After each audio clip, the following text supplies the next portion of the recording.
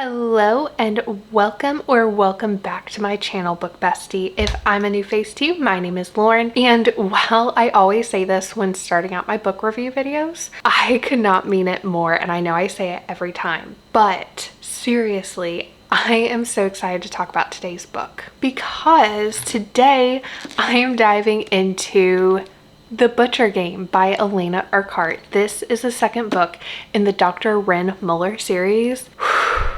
Let me tell you, it is so good. But Jeremy is not trying to evade capture. No, he is dead set on making. If you love dark, intense thrillers with a psychological edge, then you are gonna love this one. And if you have not read the first book, pause this video, go read The Butcher and the Wren by Alaina Urquhart, which is the first one in the Dr. Wren Muller series, and then come back to this video, or actually go watch my review of The Butcher and the Wren, and then read The Butcher Game and come back to this video, because The Butcher Game takes the whole serial killer showdown from book 1 to a whole new level. So let's go ahead and break down what made the sequel such a suspenseful, satisfying read, and what makes Urquhart's writing such a standout. Also, I do want to give a quick spoiler warning. Once again, like in all of my review videos, if you have not read the book and you would like to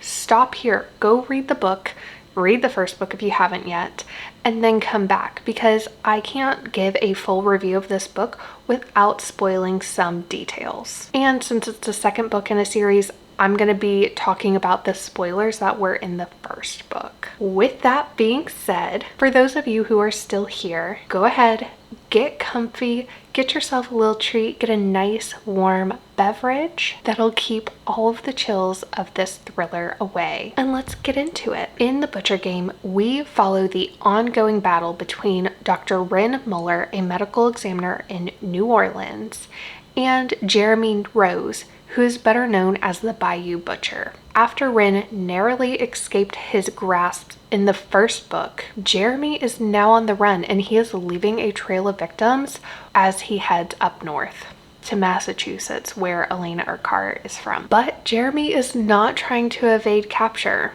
No, he is dead set on making Wren suffer, and he is willing to go to any lengths to make it possible. Meanwhile, back in Louisiana, Wren is recovering from her trauma from her past and then from the first book. But she feels compelled to get back in the game and bring Jeremy down once and for all. The tension between them really intensifies as they enter this deadly game of cat and mouse, each trying to outmaneuver the other. It's a fast-paced, chilling story that pulls you in from the very start. One of the standout elements in The Butcher Game was the use of the dueling perspectives between Wren and Jeremy, and we saw this in the first book, The Butcher and the Wren. This format adds so much suspense because as readers, we know what Jeremy's next move is going to be, but Wren and the police department, they don't know it yet. So while I was reading this book, I often found myself like yelling at Wren and trying to tell her what Jeremy was doing and to watch out and be careful. Like, I was talking to my book. But, spoiler warning, just like in the first book, the timeline perspective shifts and Wren and Jeremy might not be on the same timeline. I think actually Jeremy is about 2 weeks ahead of Wren. And this added a lot of tension between the two, creating the unique cat and mouse dynamic that was found in this book. Also, the balance between the two voices is just as strong as it was in the first book. Let's talk about Jeremy Rose, aka the Bayou Butcher. In the first book, he is a careful and precise killer. But in The Butcher Game, we start to see him fully unravel. He gets sloppy, emotional, and reckless. And these are all traits that ultimately lead to his downfall. Thank goodness. And what I really loved was how this shift in his character really showed the amount of pressure that he was under and like the amount of pressure he put on himself, and how ultimately his desperation got the best of him. And his final capture was one of the most satisfying parts of the book, especially since he didn't get the last word or the ending that he imagined. Like, just him regretting how he got captured. So satisfying. But then, spoiler alert once again, guys, we get this gut-wrenching end when Wren's husband, Richard, is killed. And Alaina Urquhart, I need to have words with you. I didn't think it was real. How dare you do that to Richard? Our Richard. That right there truly broke me. Genuinely, I did not see it coming. And that was the way that Jeremy got the final torment over Wren, and it will last her entire lifetime, which is so messed up and so gross. So, Alaina, how did you come up with that? Really? And ultimately, in that moment when I did realize, yes, Richard is dead, that emotional weight, the emotional weight of that moment as a reader was so heavy. Also, Wren's trauma and resilience are explored beautifully in The Butcher Game. She is dealing with the emotional and inside scars from her previous encounter with Jeremy, but she also knows herself well enough to understand that she will not heal like everybody wants her to until Jeremy is caught. Her determination and almost cold ability to put aside her feelings and do the job that she is really talented and good at to bring Jeremy to justice were really admirable. Yet, by the end, after losing Richard, Wren realizes she just can't keep pushing forward. She needs to take that time to heal, even if it's just taking smaller everyday steps. And this realization made her character feel more realistic and ultimately more layered. As a longtime Morbid listener, I will not wax and wane on about how much I love the podcast, but you can really see Alaina's love for true crime and her passion for it come through in this book. And it added layers to the story just like it did in the first one.